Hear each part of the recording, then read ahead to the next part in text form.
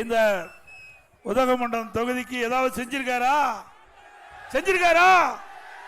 எந்த ஒரு பெரிய திட்டத்தையாவது கொண்டு வந்து இந்த பகுதி மக்களுக்கு அதனால நன்மை கிடைச்சிருக்குதா? எது இல்லையில. இதே அனைத்து இந்திய அண்ணா திராவிட முன்னேற்ற கழகம் ஆட்சியில் இருந்த பொழுது உங்களுடைய நீண்ட நாள் கோரிக்கை இந்த பகுதியில் அரசு மருத்துவக் கல்லூரி மருத்துவமனை வேண்டும் என்று அதை நிறைவேற்றி கொடுத்த அரசாங்கம் அண்ணா திமுக நிறைவேற்றி கொடுத்தோம்ல. நான் முதலமைச்சர் இருந்த பொழுது அம்மாவுடைய அரசாங்கம் 400 கோடி ரூபாய் இந்த திட்டத்திற்கு ஒதுக்கீடு செஞ்சு பிரம்மாண்டமான மருத்துவக் கல்லூரி மருத்துவமனை சிறப்பாக கட்டி கொடுத்தோம்.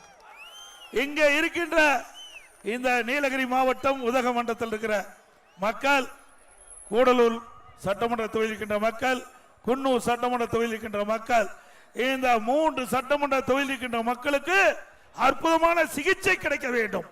இவருக்கெல்லாம் ஏதாவது நோயாய்ப்பட்டால் அறுவை சிகிச்சை செய்ய வேண்டும் என்றால் மேட்டுப்பாளையத்துக்கு போகணும், இல்லைன்னா கோயவைக்கு போக வேண்டும். அந்த நிலையை மாற்றி நீண்ட காலமாக கோரிக்கை வைத்துக் கொண்டிருந்தீர்கள். எங்கள் பகுதிக்கு அற்புதமான மருத்துவமனை வேண்டும் என்று இன்றைக்கு அரசின் சார்பாக மருத்துவக் கல்லூரி, அரசின் சார்பாக அந்த மருத்துவக் கல்லூரி மருத்துவமனை பிரம்மாண்டமான மருத்துவமனை, நவீன வசதியுடன் கூடிய மருத்துவமனை. நாங்க பாதி கட்டணம் கட்டி முடிச்சோம்.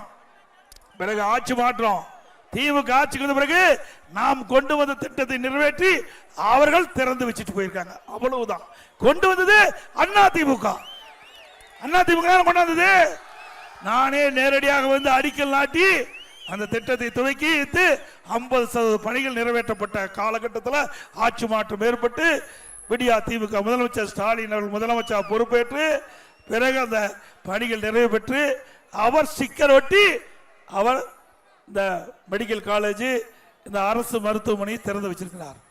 இன்றைக்கு அந்த மருத்துவமனையில் நிறைய திட்டங்களை கொண்டாந்துருக்காங்க. அதுல இன்றைக்கு அந்த தனியார் மருத்துவமனைக்கு இணையா அந்த மருத்துவமனை செயல்படக்கூடிய அளவிற்கு அதை நான் நேரடியாக என்னுடைய கண்காணிப்பில் அதை நான் நிறைவேற்ற வேண்டும் என்று ஆசைப்பட்டேன்.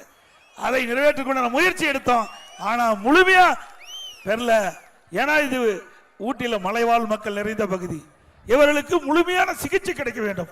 அதற்கு நவீன முறையில் மருத்துவ கருவிகள் கிடைக்க வேண்டும் என்பதற்காக அதிகமாக நிதி ஒதுக்கீடு செஞ்சு அதையெல்லாம் நாங்கள் செயல்படுத்துவதற்காக அதிமுக அரசு நடவடிக்கை எடுக்கப்பட்டது என்பதை நேரத்தில் சுட்டிக்காட்ட விளைகிறேன்.